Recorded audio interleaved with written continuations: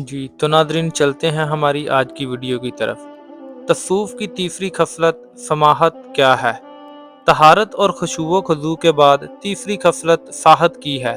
ساحت کے معنی یہ ہیں کہ انسان لذتوں، انتقام، بجل، حرف اور اس طرح کی بری باتوں کے پیچھے اپنے نفس کی سفلی خواہشات کا غلام نہ ہو۔ انسان میں جتنی خواہشات ہیں، اس قدر ساحت کے بھی شعبے ہیں۔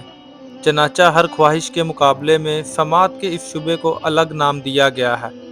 مثلاً شہوانی اور نفسیانی خواہشات کا اثر قبول نہ کرنا آفت ہے، تن آسانی اور ترک عمل کی خواہش سے مغلوب نہ ہونا اجتہاد ہے، گھبراہٹ اور پریشانی کی خواہش کو روکنا صبر ہے، انتقام کی خواہش سے مغلوب نہ ہونا عفو ہے، حرص کی خواہش سے بچنا قناعت ہے، تقویٰ ہے۔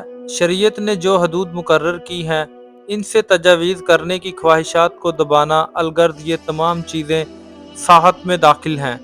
لیکن ان سب کی اصل صرف ایک چیز ہے، اور وہ یہ ہے کہ عقل کے پاکیزہ احکام کو نفس کی بہی خواہشات پر پورا غلبہ حاصل ہو جائے۔